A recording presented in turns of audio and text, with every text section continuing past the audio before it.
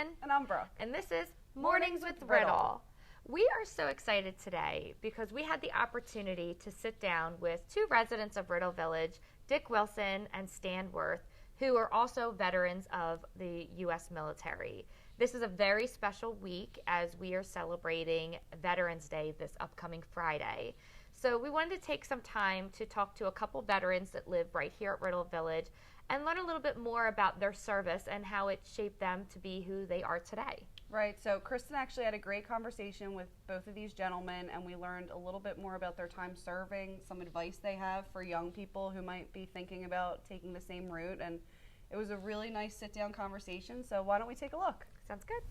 Today, I am honored to be joined with Dick Wilson and Stan Woerth, who are veterans here at Riddle Village.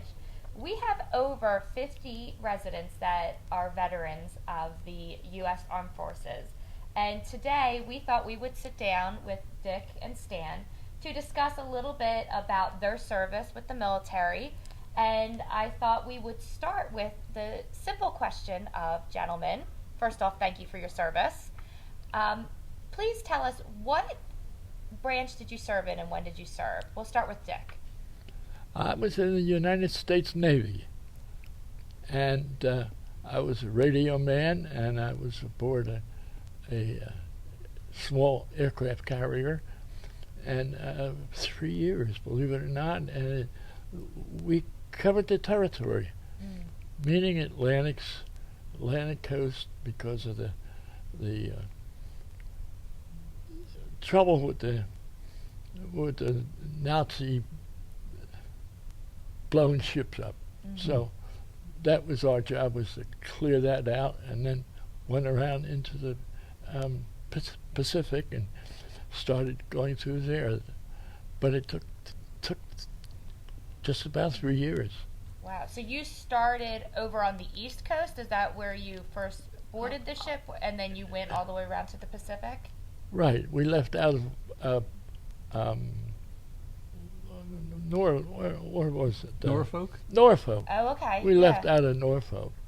But I had joined in Philadelphia and went to boot camp up in New York and radio school in New York. And then went aboard ship. That's a long time on a ship. That was a good time. Did you, when you got off, did you have problems with your sea legs being on the ship No, for so long? No problem. And what about you, Stan? So when did you serve and what branch? I was in the Army Corps of Engineers. I went to Drexel for 5 years of ROTC, and then went to summer camp down at Fort Belvoir, Virginia, and was commissioned as second lieutenant in 1956.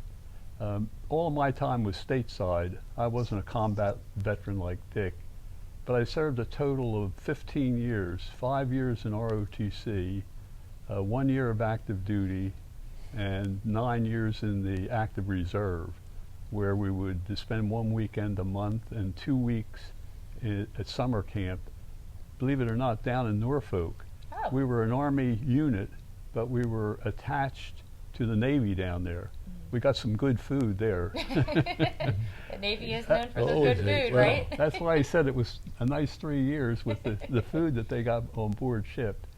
I think the military gave me a lot of very good training.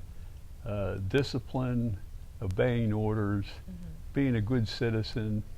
I've always felt that if a young man or woman spent a year in some sort of government service or in the military for a short time, it would shape them so that when they go to college, they might have a better idea of what they'd like to study. Yeah. I was a professor at Temple for nearly 40 years, and so many of the young folks that came in at 18, they really didn't have a clue of what major they wanted to take. Right. So I think government service for a year, working in the parks, or military service would shape a lot of our young people. That's such an interesting perspective and really great advice. Dick, you served in World War II. Yes. And that was such a pivotal time for the United States. And I can imagine that has to shape somebody for who they are today. how would you say serving during World War II perhaps shapes who you are? Well, I grew up Yeah. right out of high school. It didn't take long to grow up. You know, in boot camp, you learn how to behave and how to obey orders and how to march. And how it developed for years to come, being willing to work, appreciating the time and the people around you, and being grateful for our country and the effort that a lot of people had to give. Yeah. Well, thank you for sharing that. Yeah. So, Stan, I'll go back to you, and I'm going to have to cheat because I'm not going to say it right otherwise. You are actively involved in the American Legion and the Military Officers Association of America. You got it. So I know those organizations are involved in a lot of different things. What is some of your most proudest accomplishments with those organizations?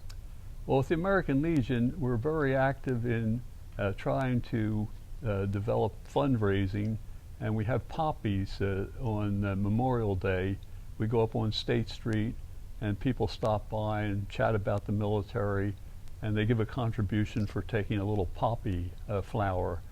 And we've garnered quite a bit of funding from that, and we set up a scholarship at Widener University where every year they give a scholarship to a worthy student. We also devote some of our funds to the American Legion Little League baseball and wounded warriors and things of that nature. And in the military officers, I was quite active in that for a number of years. In fact, both of those organizations I've been in for decades. In fact, I'm a life member of both. And the military officers do much the same thing. They try to give young people advice and hold conferences and things, and have a national prominence down in Washington with the military. There's probably thousands, tens of thousands of officers that belong to this. Excuse me. And I guess that's about it. And there's a lot of camaraderie when we go to the meetings and all. We're all service-oriented people, and it's just been something that I've enjoyed doing. Yeah.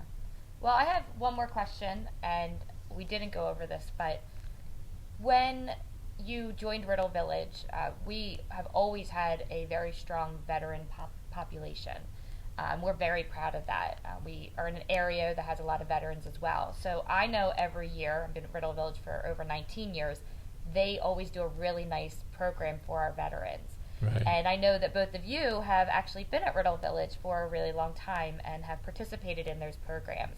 So why don't you tell the viewers who maybe have never been to one of our veteran programs, what are some things that people can look forward to if they were at Riddle Village on Veterans Day? Well, they have a nice lunch. That's true. They have a canteen lunch every year. Yep. Yeah, and then every afternoon they put on a very nice program where they honor all the veterans that are here. They play the military songs for the Air Force, the Navy, the Army, Marines, and they ask those veterans to stand. And then they have a very nice slide presentation that brings back memories of many veterans that are no longer with us. And it's very well received, I think, by the people at Riddle Village. And my favorite part of that day is I love the display boards that they put up because I love seeing the throwback pictures. What they look like. What they look, right, and guessing like that's what they look like, and I see that, and very, very handsome pictures that we get to see. So I just want to thank both of you again for your service. Thank you. You know, I truly believe that we wouldn't be where we are today if it wasn't for individuals like yourself. So thank you very much, and appreciate the time you spent with me. I appreciate it. Thank you, Kristen and Brooke. We appreciate it. Thank you. That was such a nice discussion with Dick and Stan Woerth, and they're filled with so many, you can tell they've just they're so genuinely proud of the work they did, and it shows with the conversation and the fact that they're still like contributing to these organizations. They're still actively working to help other veterans. It's really impressive. It truly did shape who they are today. And I know I mentioned it during the interview, but we are so proud that Riddle Village is home to over 50 veterans. I just think that's amazing. And, when you get time to sit down and talk to them individually, their stories are really interesting and so amazing. And, I just find it fascinating.